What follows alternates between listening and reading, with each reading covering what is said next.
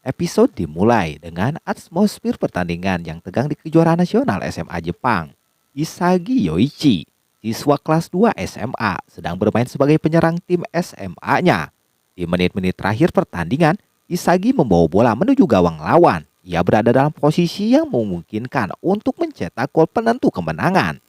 Namun di saat krusial itu, alih-alih menembak sendiri, Isagi memilih untuk mengoper bola ke rekannya yang menurutnya dalam posisi lebih baik.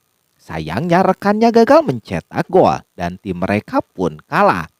Tim SMA Icinan pun tersingkir dari kejuaraan.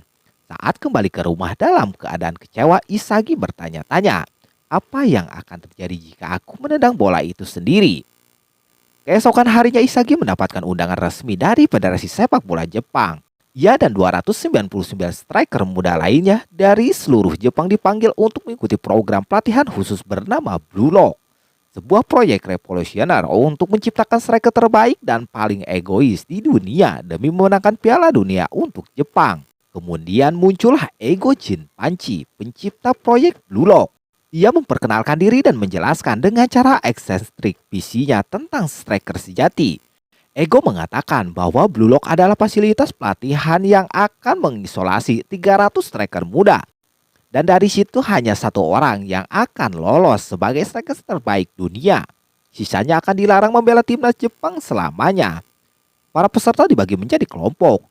Dan Isagi masuk ke tim Jet. Mereka dibawa masuk ke kompleks Blue Lock.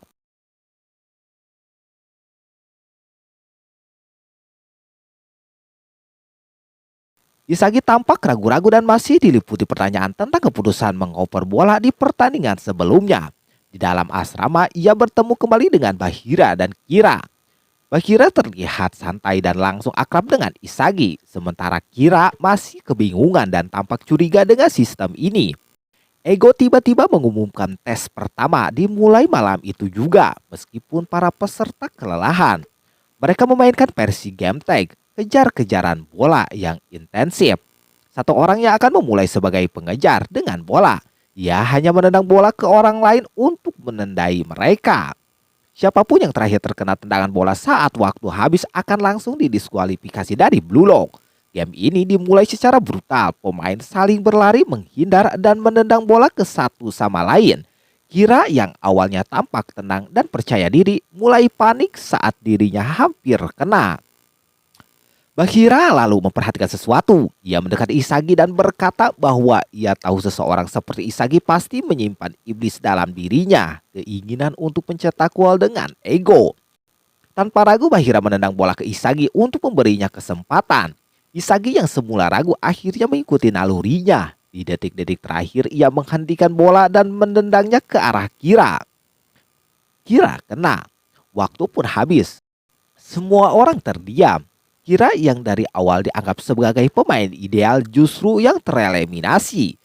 Isagi masih berdiri terpaku di tengah lapangan latihan. Ia baru saja menendang bola ke arah Kira, mengeliminasi lawannya dalam permainan teknik brutal itu.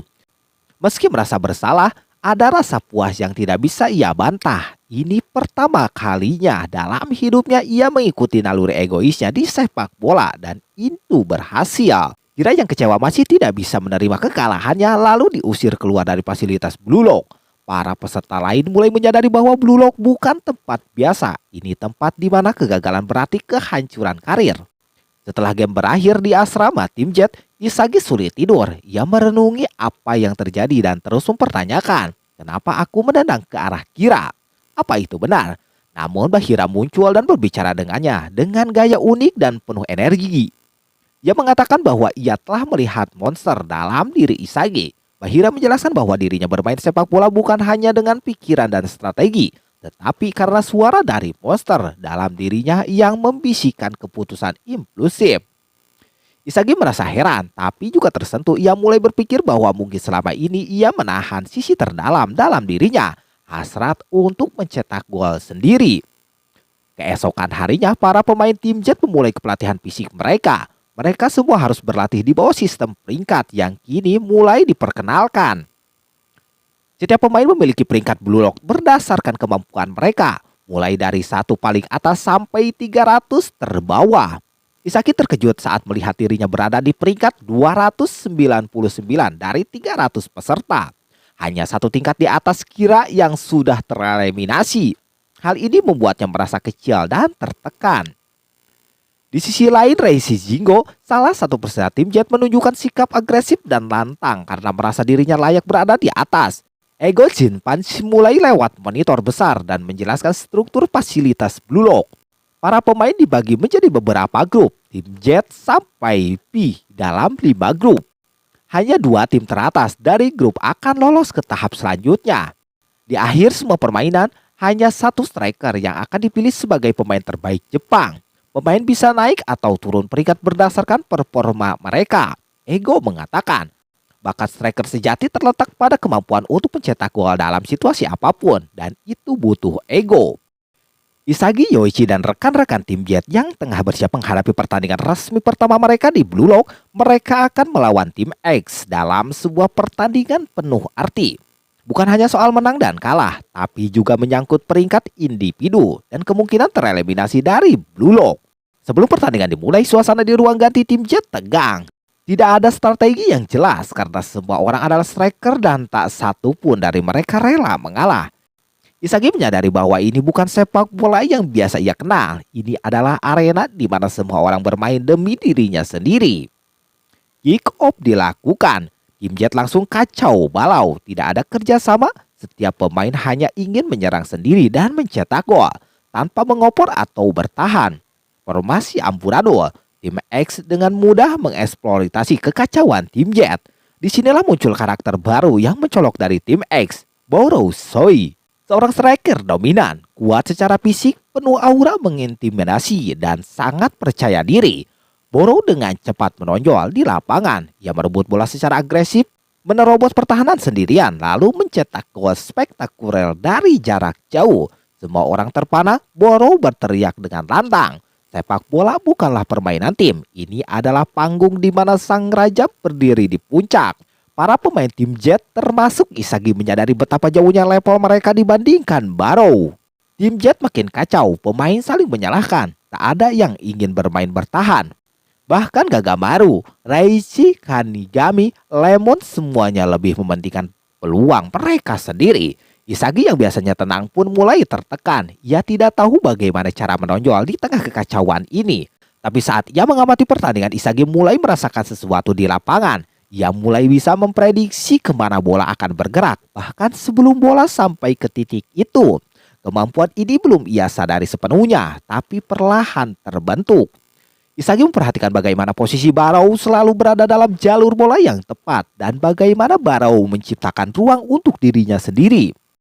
Lalu dalam satu momen Isagi menemukan ruang kosong di lapangan. Ia membaca arah bola, bergerak cepat, dan menerima umpan pantulan liar. Dengan keberanian dan insting murni, Isagi menendang bola dan mencetak gol pertama untuk tim Jet. Semua orang kaget, Isagi pun tak percaya dirinya mampu melakukannya. Setelah gol itu, Isagi mulai menyadari, ini bukan striker hebat seperti Barrow. Ini bukan pemain yang mencetak gol setiap saat, tapi ia bisa membaca pergerakan, memahami pola permainan dan berada di tempat yang tepat.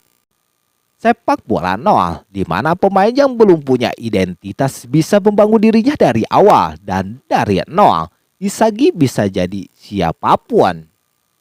Namun meski Isagi mencetak gol, tim Jet tetap kalah dari tim X karena tak bisa menyamai kekuatan individu Barrow. Skor akhir tim Jet kalah, tapi ada satu hal yang lebih penting, peringkat individu berubah. Keesokan harinya tim Jet melakukan pertemuan tim untuk menyusun strategi menghadapi pertandingan melawan tim W. Pertemuan ini dipimpin oleh pemain berambut merah bersemangat, Kanigami Rensuke. Tim mulai menyadari bahwa permain egois justru membuat mereka kalah, maka muncullah ide. Mereka akan bermain dengan sistem rotasi. Semua pemain akan tetap menjadi striker, tetapi secara bergiliran. Siapa yang berada di depan akan menjadi ujung tombak saat serangan dilakukan. Strategi ini disepakati